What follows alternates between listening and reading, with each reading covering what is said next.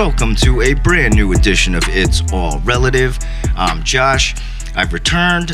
I know it's been a while since the show has been released. You know, to the It's All Relative fan base, our loyal supporters, our day oneers, thank you for the kind words and messages over the last few months. You know, the show is still alive, and we ain't going nowhere.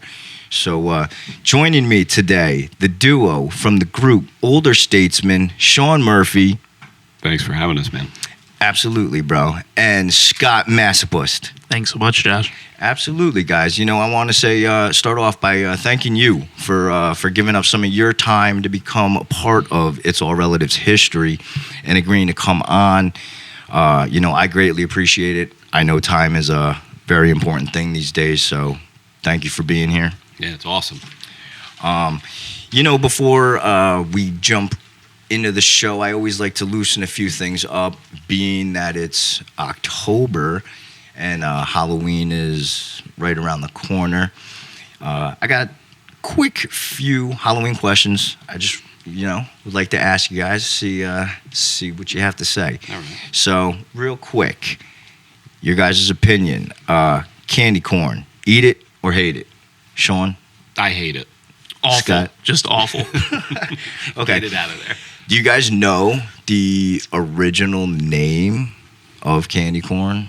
Or No, I don't. No. the original name of that was chicken feed. Interesting. Ooh, it Yeah. does look like it. Yeah, I see it.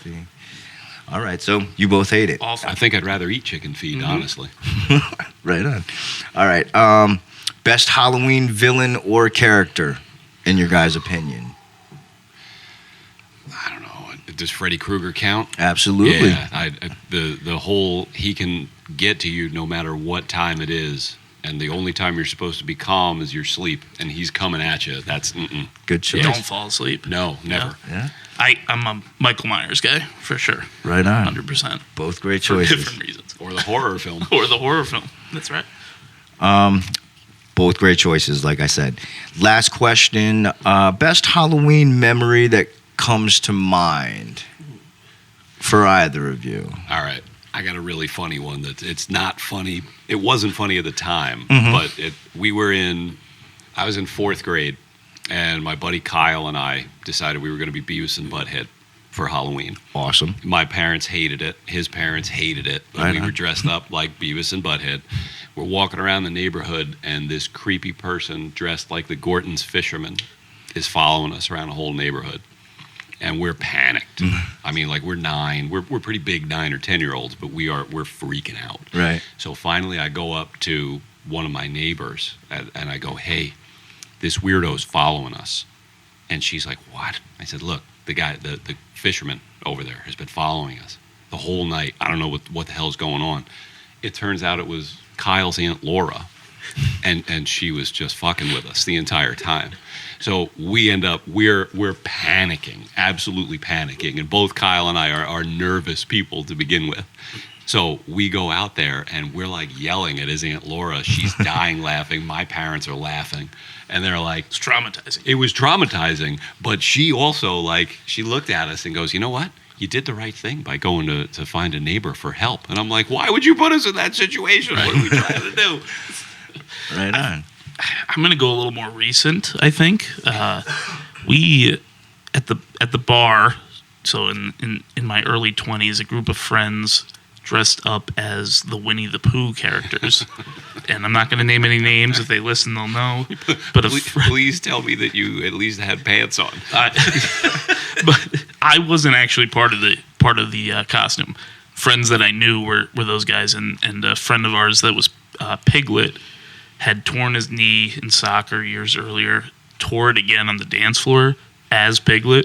So Damn. there's nothing funnier than seeing a grown man in a Piglet costume tearing his ACL at the bar. So I'll leave it at that. He knows who he is. That's a good memory, bro. You sure you don't want to drop that name? I can't do it. Okay, right on. It's a tough thing to throw a guy under the bus for. Nah, I feel you. Real quick, Sean, let me ask you, you may have mentioned it, but who were you? Were you Beavis or were you Butthead? I was Beavis. Right on. That was it. I All was right. Beavis. That makes sense. Yes, it does. All right, guys, let's talk a little and get to know a little more who you guys are, aka the older statesmen. So when it comes to the music, playing, singing, etc., let's start with you, Sean. What is it that you do? So most of the tracks, I end up the lead singer. Okay. Scott's the lead on one of them, Still Shaking, Okay. which ironically is one where I wrote the music and he ended up writing the lyrics to it. And then he tried to give it back to me and have me sing it, and I said, nah, pal, it's yours now. But I think of the 14 of the 15, I do the lead. I play the bass. Okay. That was the first instrument that I learned how to play. Over the COVID quarantine, I taught myself how to play guitar. Oh, right on. And that's kind of where this took itself off, because we had dabbled in playing musically together for quite some time. Scott was a drummer in a band where I was the bass player and the singer. Scott was also the drummer in a band where I was just the bass player. We had another person singing for us. But the production-wise, I've taken a bigger role on now too. So like a lot of the drum machines that you hear, I did. Some of the synth stuff, we kind of bounce back and forth between it. But the two primaries for me are the bass and the guitar. Right on. And Scott, Sean mentioned that you, drummer. Yep. Yeah, drummer by trade. Sean brought me in kind of, he was at the tail end of a band. I guess we've been friends forever, but Yeah. I would go watch his band when we were younger, and came in, was drummer, moved to South Dakota at some point, and taught myself piano, Awesome. which was really cool. And then, like Sean said, he's understating it, but he learned guitar, which made this whole thing possible, because without a guitar, we can't make music, right? But yeah, piano, lyrically, Sean and I are pretty much 50-50. Yeah. But a lot of times, the songs that you hear that are completed is me sending the songs that I wrote, me sending demos to Sean on the piano, and then him taking it to a whole nother level. Right. That was one thing that was very impressive when I was listening to the album. Was I was wondering, because we did talk off mic about, are you guys a band? Because usually a band, the way that you guys sound, it sounds like you guys roll heavy and deep, but it's just the two of you. It's just two. Just the two of us, yep. But that's super impressive. That's so. And like you said, Scott, so you do your thing and then you send it to Sean, and then... And vice versa. He'll send me ideas and say, I need a piano on this, or I need a second verse, something like that. Yeah. It's super split down the middle, I would say. Yeah, and I think that too, like when we were younger, sometimes we were more territorial about some of the stuff that we would write. Naturally. Like I would put something down and I'd be like, damn it, I want it to sound exactly like this. Right. And then Scott would send me something and go, this is how it's going to be. That's how it would sound. But I feel like as we've gotten older and we've mellowed out here, we've kind of found this nice little niche where, like, and I think Scott he said I was understating the guitar stuff. I think Scott's understating a lot of the stuff that he writes, because he'll write this stuff with his great melodies, and he'll go, hey, and we make fun of it a lot. He'll go, I've got a first verse. I have nothing else. Where are we going? 100%. And I'll go and I'll throw the chorus together. And then I'll be like, what do we think about verse number 2? And then we'll just ping ideas back and forth and back and forth. That's back and awesome. Forth. Yeah, it's really, I mean, a 50-50 is a nice way to put it, because I think we've really, like, it's a duo, it's a partnership. We've done everything pretty much together. And it works. Yeah, And it works, it's worked really nicely. That's great. Let me ask you both then, what type of audience is the older statesman trying to catch? Is there a specific audience, or? We were kind of talking about, like, what would you categorize the genre as? And right. I don't know, because even in the first, like, the way that we ordered the tracks, because nobody experiences albums anymore, really, one through whatever. They stream, they move back and forth. I know, it's sad, right? Yeah, but I kind of envisioned it as if we were doing, like, a side 1 and a side 2 of a traditional record. Awesome. So, like, 1 through 7 is thought of as, like, side 1. And we start off with almost like a club pop song. And then the second one is like a folksy trip hop thing, and then the third one sounds like a 90s alternative rock song. The fourth one is the weirdest thing I've ever been part of in my entire life. It's like country hip hop. I don't know what that is. We never. I don't think we No. ever said what kind of music we were going to make. We just kind of kept making came it. out. Yeah. I hope someone could tell us what we are. Yeah. we don't know really. That's awesome. I mean, different sounds, anything different is what makes things special and what draws people in, right? Like, I did want to ask real quick. I think you did mention you guys write your own music. Yes. Correct? Which, nowadays in a world, full of remakes and covers, it's always nice to get something new and creative. So, I commend you both on that. How do you guys kind of transfer emotion to paper to music? You guys got like a process, or does it just hit? For me, people have told me like the stuff that I write, I think is mostly true for me, and I think that a lot of people write fictional stuff, but for me, I really have like a topic. It's based on a true story. Sean, I think, might be different. It's a lot of it is similar in that, like, I think you do a really nice job of making your personal story very universal. Right. In that, like, Scott's writing about a breakup. Everybody's had one. Mm-hmm. But it's not just Scott's breakup. It's everybody's breakup. And I think sometimes I might be a little more narrow, where it's like, somebody pissed me off that one time. I'm going to write this song about that person that just pissed me off. And then that goes, and he'll kind of sit and go, maybe we like tweak some of this a little bit because that's very like focused on this particular piece. But I think sometimes the emotion, I don't know what other people's process is, but 90% of the time, 99% of the time, we write the music first. Mm-hmm. And then we'll go ahead and get the lyrics to it afterward. But the music sometimes tells you where the emotion is going to be. So when we hear that, it's like, wow, that sounds aggressive. I can't be talking about this girl that I really love. Mm-hmm. When the song sounds like I want to punch somebody in the face. Right. So we'll kind of go that route sometimes. I think where it sounds corny or cliche, but the music will tell you what it wants to be. Right. I always commend people, artists such as yourselves, people who create music, create anything, any forms of art. I have had a lot of musical artists on the show in the past. I will quickly shout them out, their band. I quickly shout out Rubik's, Frankie. He was on with... let me think. Danny Rosa. He's not actually part of the. So let me. I'm in a good mood. Let me just real quick give a few shout outs. They're always shouting me out on their show, the Virginal Cinephiles podcast. Shout out Danny Rosa, Frankie Sherry. Frankie also is in a band called Rubik's. They play local shows, cover 90 band. Good shit though. Yeah. And then their guitarist Rob, I grew up with. He was on the show. Great episode. He battled through some shit and came out an even bigger rock star. So, I just wanted to quickly shout those guys out and commend all of you guys.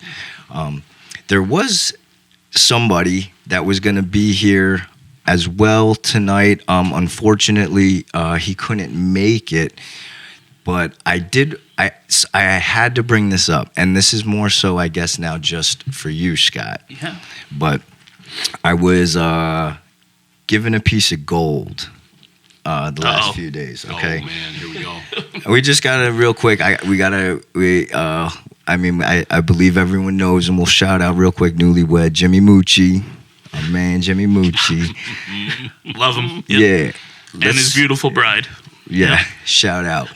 Let's go back to, I saw a video, bro, of September 12th, 2009. Wow. I'm getting a little worried here. That's a throwback. That is a throwback. Yes, it involved you and person who was supposed to be here. Right. Right. Talking about him like he's Voldemort right now. He must not be named. No, A Night at Snugs. You guys did. You guys had a show. I just want to say I was super impressed. It was pretty dope. Yeah. I did. I wanted to elaborate more on that. It's awesome. But Was that when you were with? Was that the Lambtons? That was the Lambtons. Nice. Yeah. that was pretty cool. But Yeah, we were the low band on that totem pole. We were the openers on that. So we were super nervous, super new. Yeah, it's a cool video, but it's a little embarrassing. I commend you guys. Something also about music and playing it. I've always thought, like, when you guys do things and create art or songs or music, whatever, and you release it, like, it's a little ballsy. Yeah. It takes definitely nerve-wracking. Exactly, because or you should prepare yourself to know that. The majority of the feedback and whatnot that you get, you're gonna have more people shit on things than show love. Yep. But you got to be able to separate that stuff and just realize, just keep doing you, keep pushing it out. But all right, I want to focus on a very important date. Our listeners need to write down, remember, type it in the phone calendar, whatever. But the date of the full album of the State of the Union by Older Statesmen is October 31st. 31st, Halloween. Yeah, we made it easy. Yep. That is awesome. Yeah, release. It'll be midnight on the 31st. So that, like, Monday night, Tuesday morning. Or is it a Wednesday? I think it is. I think it's Tuesday night, Wednesday morning. That's my fault. Yeah. So the night prior to Halloween, morning of Halloween, for all you night owls. Yeah. We thought we were cool like Taylor Swift for a minute. And we could release everything at midnight. That's awesome. I've noticed a lot of artists do that. Yeah. That's cool. Let me ask you then, any particular story or reason of the name Older Statesmen? So we had kind of talked about it, how, because we've been doing this for a long time, but we're not exactly young anymore. So, and we didn't want to call ourselves elder statesmen because that felt like we're a bunch of graybeards, even though we are literally graybeards. We wanted to at least figuratively keep up the charade. So no, nicely seasoned. Yeah, you know what? I like that. That's good. Scott had come up with a name. Said, we're not elder, we're older statesmen. And I'm an English teacher, but I'm a history nerd. So when we were talking about being older statesmen, I was like, we have to call it State of the Union, just because it ties right into the history piece of it, the presidential end. So the initial logos that we had were these very dapper looking gentlemen from the 1800s looking at you either like they wanted to steal your soul or they had already stolen it into the camera. So that was the original impetus, I think. Yep. And I think too, to go on what Sean said, is we've been doing it for so long, so I think it has kind of a double meaning. Yep. Right, Sean? 2008 maybe we first started making music together. It is 2000. Yeah, definitely, because I was a senior in college. Yeah, and I think we never got to a point where we felt comfortable releasing anything, and we'd get half done. Right. Or and it would just disappear. Yep. And, something would come up, something would get in the way, something would happen, and then all of a sudden, it's like we have 6 songs. And then they'd go, and then we'd move on to another project. Oh, we have 6 songs, and different people contributing to the songs, and not being interested anymore. And finally, it was him and I. So I don't know. I think it was more like we've been here for a while. As well. Right on. I want to talk a little about your guys' first single that you released from the album called "Lonely Road." What day was this released on? Do you guys recall? Was it October 1st? I think it was the 1st. I think it was. Yeah, I think it was the 1st. I think it was October 1st we put it out. Okay, awesome. Talk to me a little about this song and why you both chose it to be the first single. So, funniest part about it, because process-wise, again, generally speaking, one of us comes up with the music, and then we'll send something to the other. But that one, that's actually the oldest recording on this particular release. That one that's recorded in the winter of 2021. So that's like December 2020, January 21. And I said before that Scott tends to write, he'll have like a first verse and then say, I need the other part of this. I will generally send him the whole thing. Like when I'm ready, I'm more self-conscious. I won't do a bit. I'm also I'm goal-oriented. So when I start it, I'm finishing this thing. Good for you. And I'm doing it. So I'm like, you know what? We're going to go. So I sent Scott 3 different songs. And I said, hey, I really like this one. I really like this second one, too, because it's the easiest one for me to sing. And then I think this third one is trash, but, maybe you'll like it. And I had titled it Generic Song About Heartbreak. And he gets all 3 of them, and he goes, whoa, hang on. What is that last thing? And I'm like, it's just some stupid song about a breakup. I'm 34. I'm happily married. I don't know. And he's like that. He goes, this is fucking awesome. Right. Like, you can't throw that out. And I wanted to throw it away. And he kept on me, and he kept sending it to people. And then he would send me the feedback on it because I'm so damn self-conscious. Right. That I wouldn't. He's going, no. They all like this. Like, that's the one. I mean, am I off base? Like, No. you pretty much kicked my ass into making sure that we finalize. Yeah, and I that. think Sean does that a lot. Like, he'll send me 2 or 3, and he is self-conscious, and I think we all are when we're creating art. Absolutely. But between me and him, he can be honest with me. He's like, that's trash. If I write something that's trash. But there was a reason why he sent that one, I think. Maybe in the back of his head, that this is kind of cool. And I think it was just a no-brainer to me. It was the best at that moment. It was the best song we had, and I still think it holds up as the most relatable to everybody from the album. And I pushed him, and we finished it, and it was the first full recording we had on this album. He sent back too, because after we had done it, he goes, I had just sent him the main. It was the guitar and the main vocal, nothing else. And he was like, no, there has to be. He's like, every one of these backups. Every time you get to the end of a line, you got to go, after the told me, and he goes like, you need to do that. Like, I hear it. It's going to be perfect. Put a drum machine on there. It's going to be great. And just the way that it ended up rolling, it's funny because it's like, I'll play it for older people who don't like listen to hip hop. And there is a little hip hop infusion in there. And I'm like, they're like, that's cool. And then it'll be younger people that you would expect to like it are like, yeah, that actually sounds all right. And it's again, when we were talking about what genre is this, I have no idea what genre this thing is. If people can relate with it, yes, they're going to fuck with it, right? Yes. Yep. All right, everyone, let's take a quick listen to Older Statesman's first single, Lonely Road. I need somebody to hold me, never let me go. If you were gonna walk away, I wish you would've just told me so. Hold me, down on both my knees, begging you to please come on, leave me off this lonely road. And that was Lonely Road by Older Statesman.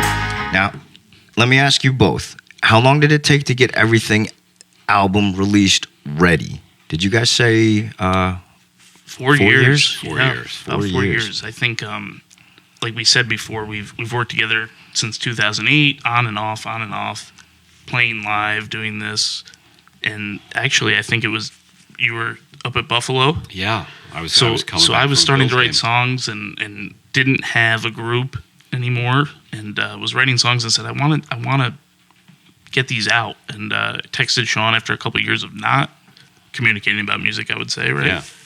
And I said, can you come over, put some bass on this song, maybe sing some backups on this song? And I think that was 2018 or 19. Yep. And he came. He was at a Buffalo Bills game, but came with his bass guitar that night. Shout out to Amanda letting him come over. And that was on.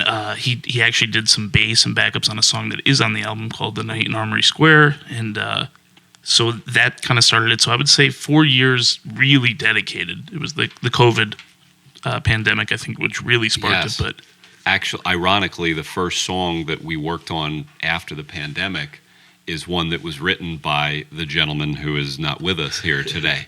And it's a song that he had wrote called 1999. And he got half of it done. He probably doesn't remember that. He might not, yeah. But I sat down. I was like, this needs bass. It's got to get fixed. Like, if we could end up adding to it, this would be awesome. And it is kind of funny how there are some songs that were written in different parts. So, like that song Armory Square that Scott had been talking about, the original recording of that, like, I'm not on it. But then I ended up trying to sound like the other guy who was on it, realized I couldn't. Scott sang the main vocal originally, and I was just dying to sing it.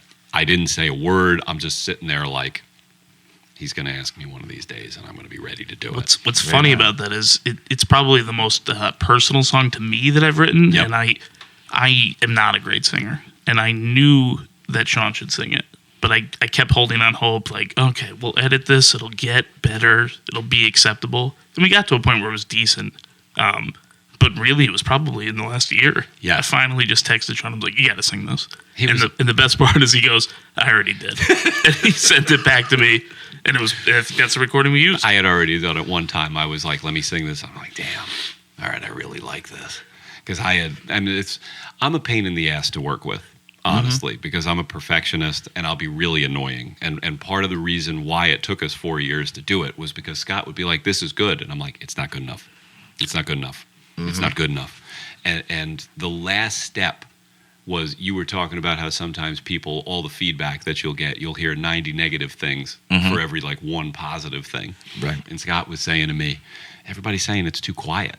It's mixed too quiet. And I'm like, these people are deaf. Like, what are you talking about? It's not too quiet, because I've got my monitor, I've got my limiter, I know exactly what it's set at. But then I just added one thing at the end, and I was like, oh shit. Every one of these guys was right. It was way too quiet. And then I got to tuck my tail between my legs. And Scott's good at letting me like blow up and just kind of going, okay, you good now? All right, fine, let's go. Well, it looks like or seems like that's what makes you guys such a good team. I mean, like, both of you, that's like both like commendable, both grown men shit. I mean, for you, Scott, to be able to write something and something so close to you, but then to be like, it's just gonna sound better if Sean does it. Yeah. And same with you, Sean. To be able to realize and say, all right, well, shit, I was wrong. Yep. There you go. I'm going to be wrong more than I'm going to be right, truthfully. Right. And if I'm never wrong, then what the heck am I ever going to learn? And he's the vocalist of the band. There's no qualms about that. But he was always kind of on board. Like, you should sing one, maybe two. And we got to that point, and with that song, I was like, it's not going to get across to the audience how I want it to unless Sean sings it. So it was easy to give it up. You tried to give me Still Shaking back. And I was like, no. Yeah, I still wish he sung them. But I appreciate that he let me sing one. Oh, but after the lyrics that he wrote to it, they're beautiful. And I heard the first verse and the chorus, and I was like, oh my God. And he goes, no, when you sing it, it's going to be better. I'm like, no. Like, he did, what was that Tom Hanks movie where the guy comes on board and says, look at me, I'm the captain now? Captain Phillips. Thank you. Yep, that's what it is. So that's what he ended up doing with that song. And he didn't do it like, it wasn't a dick move. Like, he just wrote something that was so good, that was obviously so personal, where I was like, no, buddy, like, this is you, and we're going to keep working it until you get it right. Right on. And we got it right, and he freaking killed it. That's what's up. Let me ask you both, is there anything that you are trying to gain or achieve from the release of this album? For me, I think it's just been so long that we've been working on music and lyrics, writing. I don't know, Sean, what do you think? I think that it's just been a long time coming. I just wanted to be able to say I did it.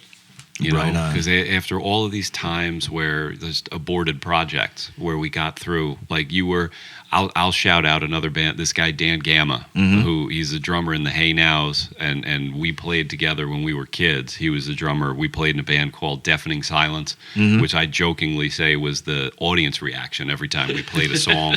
We were 16, we were not good. And then we played in a band with this guy James that Scott was talking about before, and we wrote some pretty good stuff. And like we were playing at Club Crannel Street, which now I think is called the Platinum Lounge. Yeah. We got a show at the Loft one night where like we were heading in a direction, and then we just kind of Newburgh Waterfront. yeah, we did some stuff on the waterfront down there, and then just all of these bands where we'd write 7 songs, but just couldn't.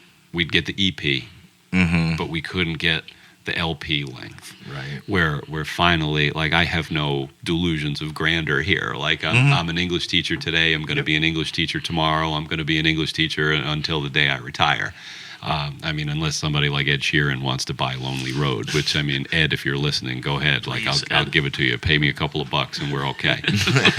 I say Ed because it was because I was trying to play an Ed Sheeran song. When he wrote it. When I wrote it, yeah. Because Right on. my wife loves Ed Sheeran, so I was trying to play, what is the song? You told me to, and I can't forget. Afterglow. That's what it is. So I was trying to play Afterglow, couldn't do it, got mad, and just started strumming different chords. And I was like, oh shit, that actually sounds kind of cool. Let me see what I get here. That's awesome. But I think, we're not saying that we should be famous, but we just. It'd be cool. It'd be cool, but I think for us, it's just a long time coming, almost 20 years, 15, and just letting it out. Yep. Yeah, I think you nailed it, Sean, when you were just to be able to say that you did it, Yeah. to be able to complete it. I think that's beautiful. But all right, let's take a quick break. And when we come back, we'll continue to hear from the guys of Older Statesmen. So make sure you come back with us right here on the It's All Relative podcast. I'm in the game now, shit's the same now. Explode next mode, I'm the same how. Don't say you know me, just say you did. When you see me sliding off to another crib, boom, in the game now, I'm the same how. The rap game will never be the same now. Don't say you know me, just say you did. When you hear Y.O., say that's that shit.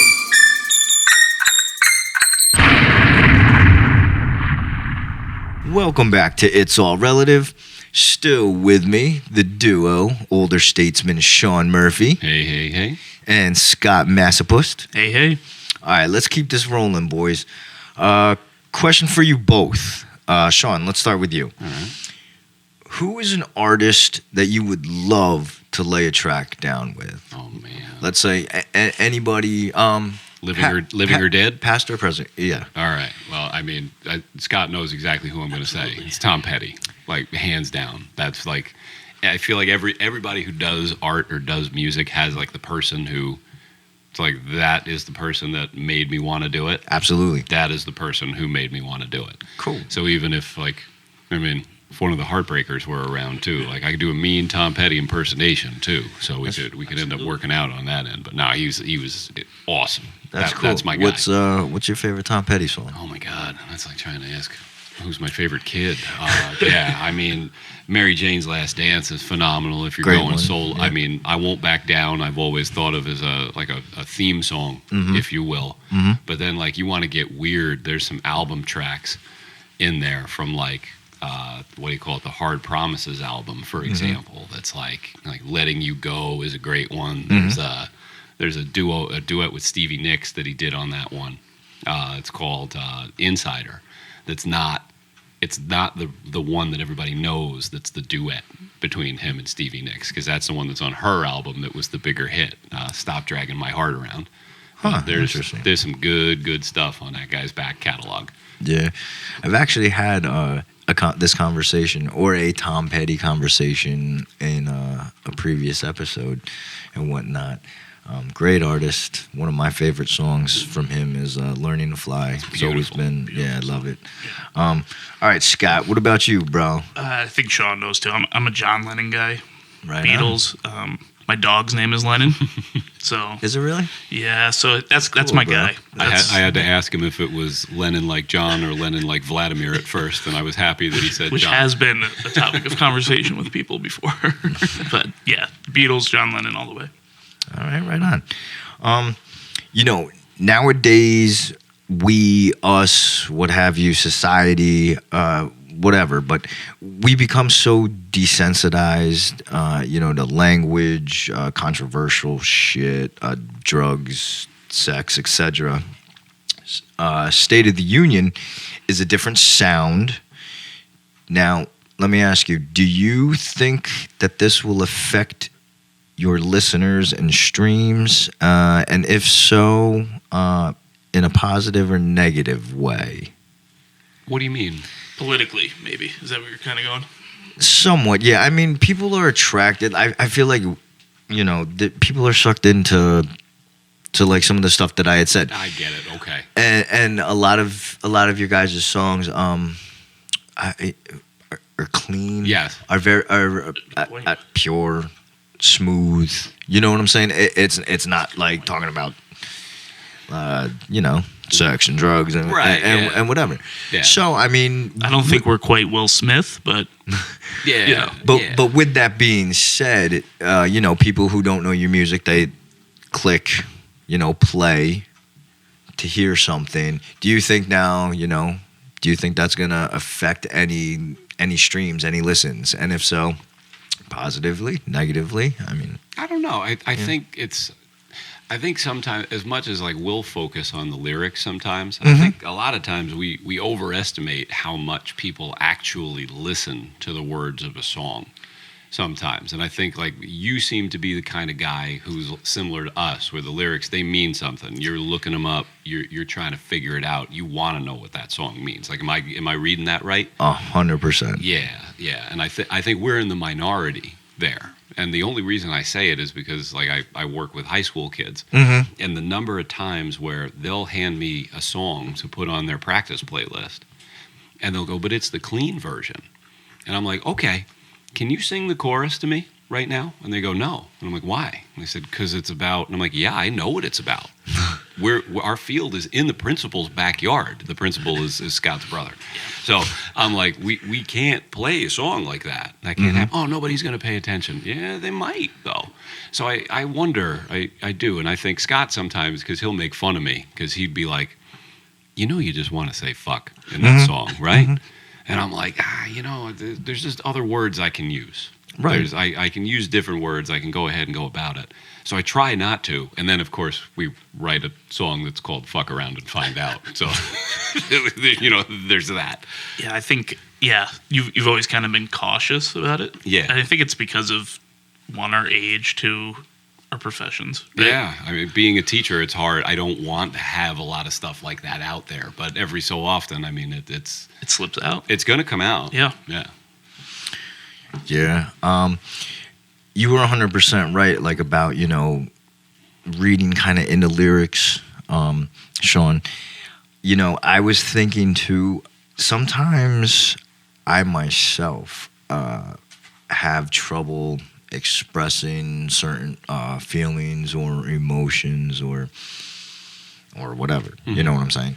And for me, I honestly think it's the best way that I can sometimes explain a situation is just through or by listening to certain songs, and it's because of the lyrics. You know what I'm saying? I do. And that's what I feel. That's what I'm feeling. That explains perfectly at this moment what I can't.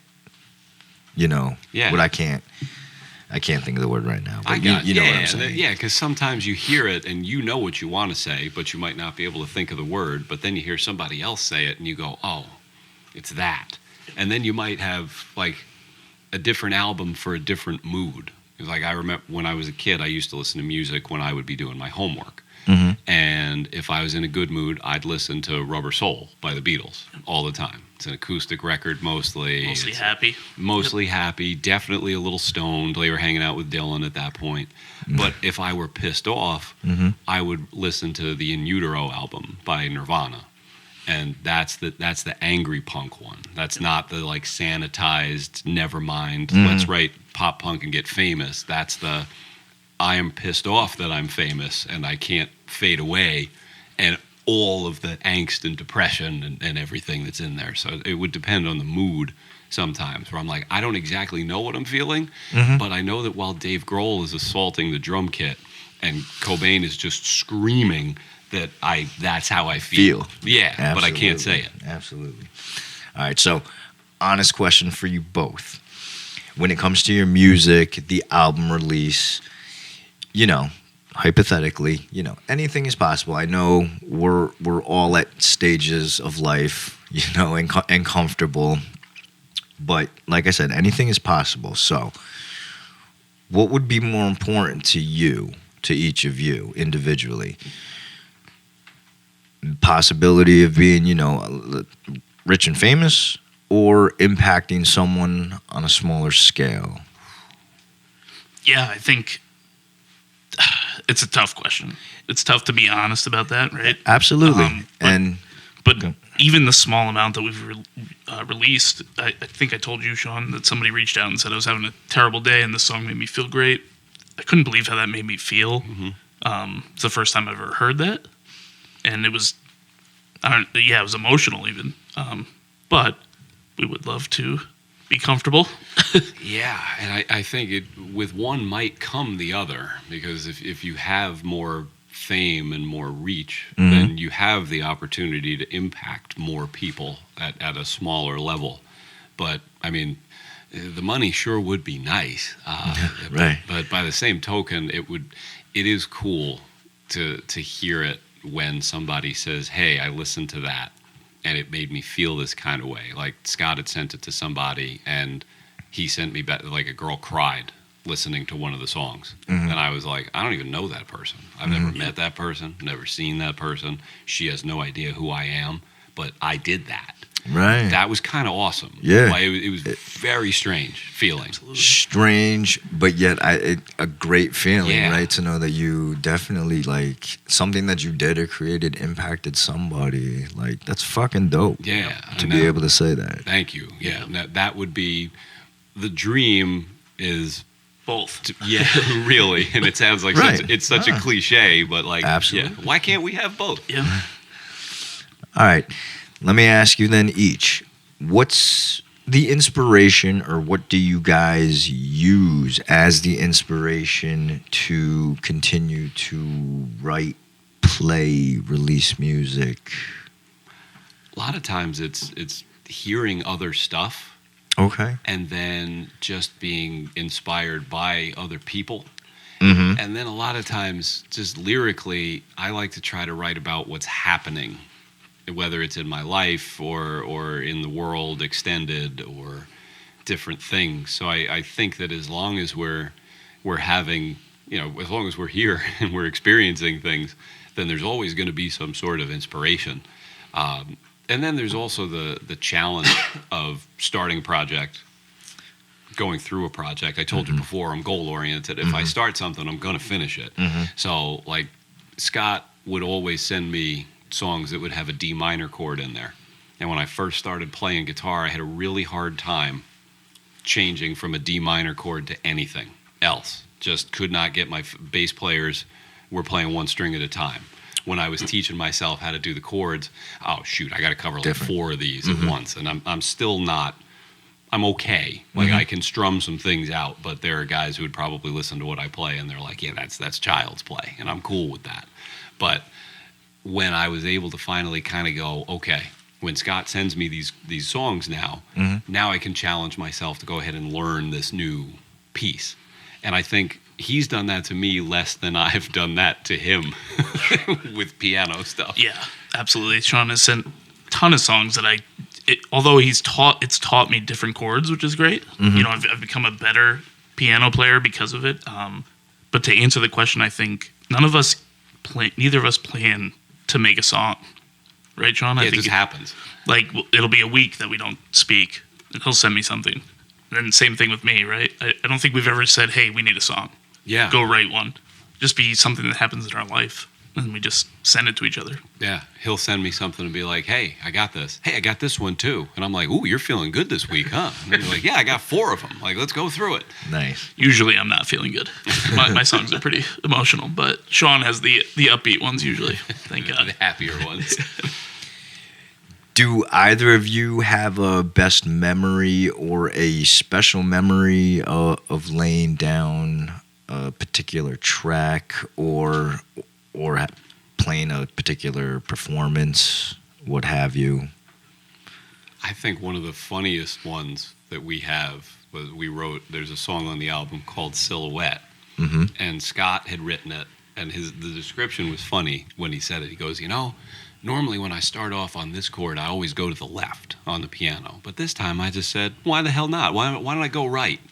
And he did it, and it completely changed the vibe of the song, just going higher instead of lower. But then he wrote the lyrics, and I think stalled out again after the first verse. And then we put together chorus, put together second verse, got everything done. But we could not figure out a time to record it. So one day, I texted him, and I go, Amanda sent me to the grocery store. I'm going to stop by, and we're gonna lay this down. And he was like, let's go. Nice. So I go into his place. It's on the way to the grocery store. I just ripped 4 takes in this song's only 2.5, 3 minutes long. So I ripped out 4 takes in 15 minutes. Like, let's go ahead and get this done. He's like, you want to listen back to it? I'm like, no time. I have to be back at a reasonable hour in order to make sure that this isn't something that's going. So we got in. And he just texted me, holy shit. And I was like, what? And he's like, just wait. I'm going to put it together, and I'm going to mix it up. And we were able to do the whole, layout of the track that we had been kicking around forever, really just because, it was COVID and I needed to go buy toilet paper like everybody else. Yeah, I think we have so many stories probably, but my favorite is Love is a Melody is a track on the album, and Sean has zero confidence in his songs, but he must know they're good because he sends and says, this is something. I think it's the best track on the album, so I have zero to do with that track, nothing, and I was blown away. Right on. I mean, that's one song that I'm going to mention here shortly, but I don't know if this involves you, Scott. But let me ask you, do you know, can you speak on a particular song called Exit 21?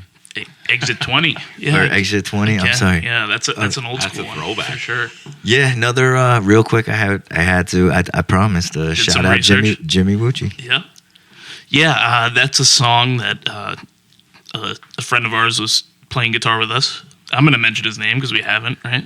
So, Jeff Wigman, he came up with this Shout out, riff, Jeff. and Jeffrey. we were in college, and I had just gone through a bad breakup, and girl lived in Saugerties, which is Exit 20 off of 87. Right So on. that was the title, and it was probably the start of all of us being like, we can probably write decent music. Right on. I don't want to play that, though, for anybody.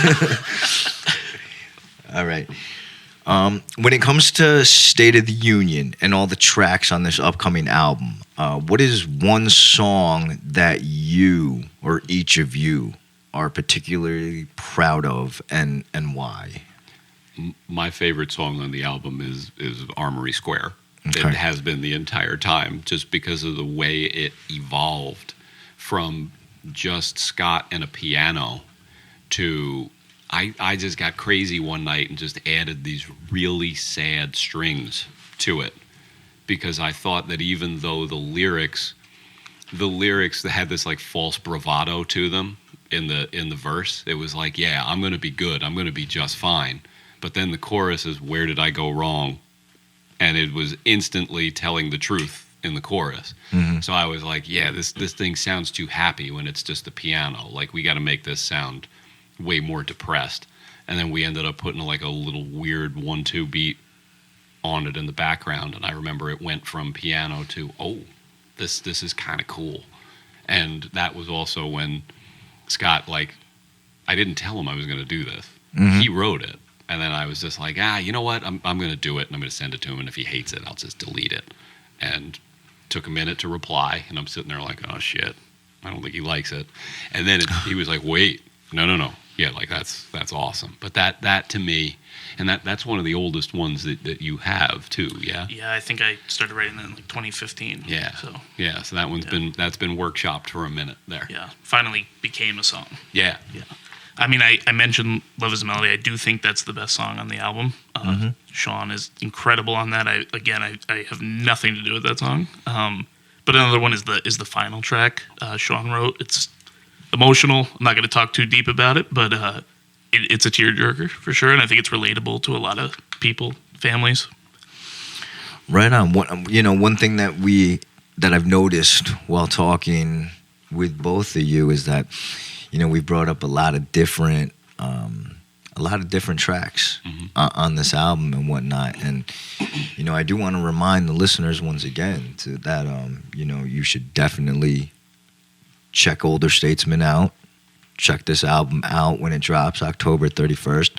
A lot of these songs that we mentioned, you're going to have to check them out to be able to hear them. So I want to mention quickly one song that, Scott, you've brought up a few times, but one, when I listened to the album, one that I thought that the general mass audience would enjoy also is Love is a Melody.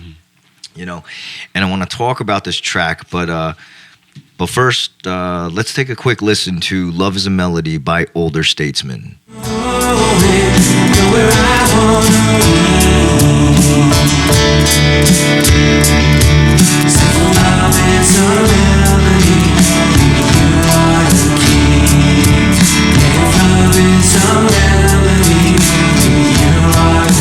Okay, and that was Love is a Melody by Older Statesmen. Now, you quickly mentioned a few times, Scott, that this was all Sean. Yep. Right? So I guess, Sean, talk to me about this song, bro. So that one, it's funny. There are only 2 songs I've ever written in my entire life that I didn't write the music first and then write the lyrics. One of them is GC Grand Central Poughkeepsie Express, the last track, and then the other one is this one, is Love is a Melody. And I remember I was sitting there in my head, and I literally had the melody. And I have this app where if I sing into it, it shows me what notes I'm singing. So then I'm like, all right, I can kind of tool around and figure out what the chords are based off of that. But I had the line where I just said, I think the original was, I'm going to write down the melody before I forget the key. And then I sent to him what it was, and I go, would it be too ridiculous if I said, if love is a melody, you are the key? Because then it's a really obvious, nerdy musical pun when we're talking about, all right, you're the melody, this is the key, that's where it is. And he's like, no, it's go, do it. So I had the guitar run then, the little lead part that just does the like do-do-do-do-do-do throughout it the whole way. So then I piece that together, and then I go, all right, I can't literally just play one string on my guitar for 3 minutes. Like, what am I going to end up doing with this? So I had to figure out where all the chords went. And I also knew that I just had to get to the chorus in order to work it out. But I couldn't figure out any other pieces. Normally, when I piece them together, I'll be like, here's a verse, here's a chorus. All right, now I need a bridge. What am I doing with that? And we kind of agreed that it was just going to work. Like, no, I think just this part catches enough. So it's kind of a love letter to my wife, if I'm going to be honest with you. Like, and because the narrator of the song, that one, I am the narrator. And it's, I have done enough stupid things over and over again where you probably could have kicked me out or kicked me in the face enough times where, you know what, you're the reason why all of this works. So it's really my plea to myself to be better, if you will. Right on. Well, like I mentioned, like that song definitely caught my ear. I feel like it's definitely would be a catchy Josh, I got to be Catchy honest. I banger. thought the song was about me, so I take back everything I said about it. But no, I agree with you, Josh. I think we both really love to hear like our parents' opinion on songs. And my father, who passed away in April, said it was the best song he's ever heard from us. So it means a lot to Sean and I to hear that, and he's right. I think it's fantastic. Very fantastic. You know, you also, Sean, and I think you too, Scott, did mention one other song that I quickly want to mention. But I do want to quickly say, though, too, bro, condolences about the loss. No problem. Thank you. Sorry to bring it down. No, you good.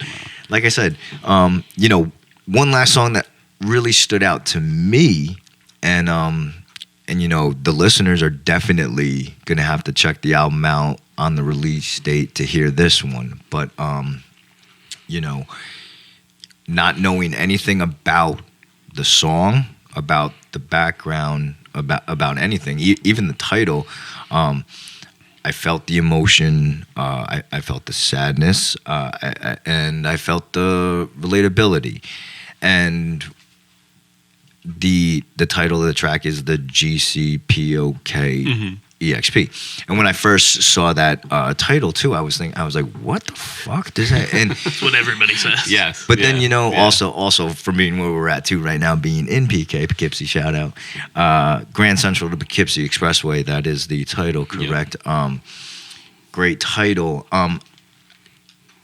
However deep, whatever, but talk to me about this song. I like I said, I felt the emotion, but I felt the relatability as well. And so I'm just curious. Before Sean talks about it, because it's another one that's all Sean. I think I had one input on the song, Sean, that you might want to give me a shout out for. So I feel important. Your input on it was perfect But- because I played the chords too long, and you said, let's cut this middle out. It makes the song too long. I think there was one line that I thought would Yes, be you cool, did. But I'm not trying to toot my own horn. But I do think Josh, everybody that's heard that has related to it. I think emotionally, and I'll let Sean talk about it if you would like to. I'll try. I'll do what I can because I don't want to turn into a puddle sitting here. But it when people struggle, right? So, and we all know people that go through it, but when it's people that are very close to you and that you look up to, it makes it harder for you to witness that struggle. But it's also pretty awesome when you can watch those people overcome that and get through that. So, 100%. yeah,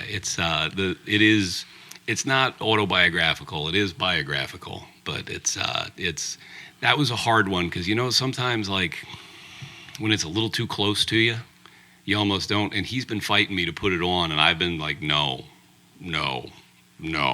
And then I think the person that he wrote it about doesn't know that it exists yet. that's correct. Yeah, because But I think it covers addiction, struggles that people overcome, and I think Sean did a great job of, at the end of the song, the person comes out of the dark cloud. Yep. And Sean sings it in a way where you feel happy at the end. To me, Yeah, and what the line that Scott put in there was because at the end of the chorus, I said, I don't know which way to go, but he was like, no, I don't know me anymore.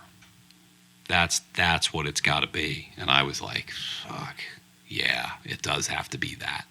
And then to go into the I don't know me anymore, the key shifts a little bit because, and this will get music nerdy a little bit, but it's that one I wrote the words first.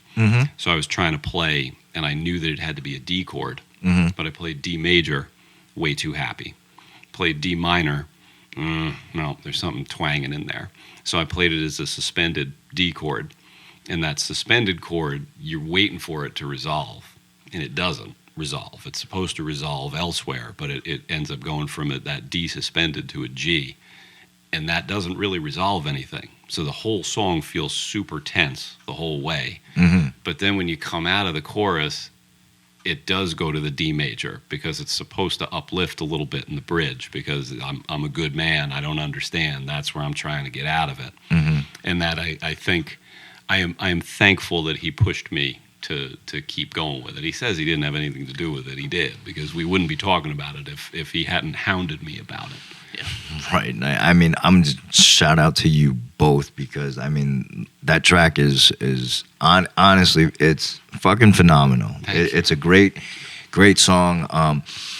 You know, I had this conversation with somebody, and I was saying, you know, genres of music, whatever. Like, I don't care what genre, whatever, however you want to classify music or whatever you want to categorize it as, go ahead. But a hit is a hit. You know what I'm saying? And something that someone can feel and relate to is something that is a hit. And I commend you both. That track you both did I appreciate did a great it, man. job. Like that song is fire. What's crazy too about that track is, like, Sean gets emotional about it because it is biographical, but it makes me cry. And hearing everybody's opinion on it is, I don't think it was one we thought people would relate to, but of course they do. How universal people's struggles can be with addiction, with substance abuse. Absolutely. And just especially now and where we are and our area, our world, it is everywhere. And just to know that you can get help, and there are people that care, and there are people that want you to do well. 100%. I don't think that there is a family across the entire world that doesn't or isn't affected by the struggle or what's discussed in this song. You know what I'm saying? So it's relatable to the entire world. Like I said, great song, guys. Thank you, man. Quickly, last question. In this pursuit of making music and you know, preparing for the album release, what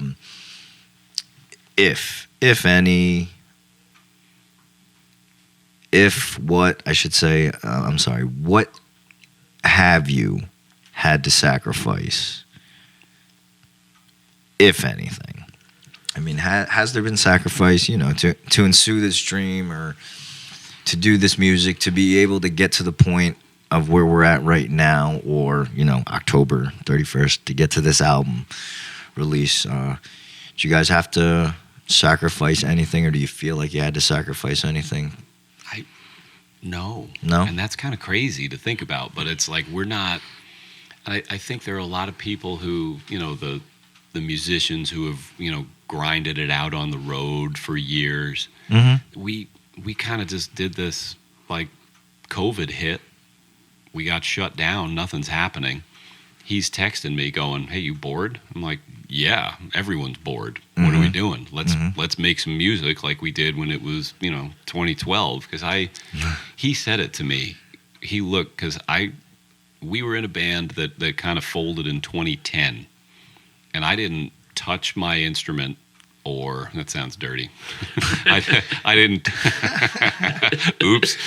I didn't touch the bass. I didn't touch my bass. I didn't write a song for 10 years. Just didn't do it. Mm-hmm. Didn't have time. Got married. Right. Got the 9 to 5, if you will. The 7 to 3 is the teacher job.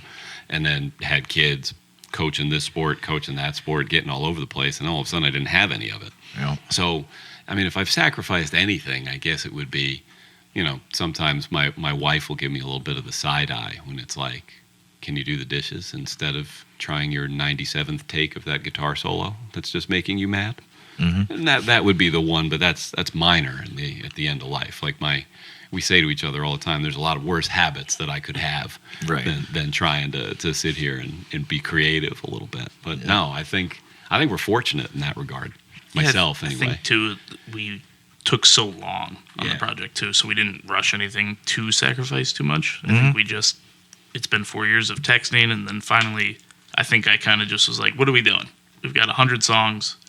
Let's make an album. Yeah. And but I think we did it the right way. It was slow, steady, made sure they were stuff we were proud of. To whittle this down too, because like we don't literally have 100, but there's a lot of stuff that we had, and we whittled and whittled and whittled and tried to get it to a point. And I'm sorry to swivel a little bit, but I am really impressed, and I'm really thankful for how much you've clearly like done research-wise before this. Oh, I appreciate that. Like, no, it's awesome because for you to have like shouted out, we only talked about one of the songs that's even been released, and to talk about that as in depth, that really makes me feel great. Yep. So it's really.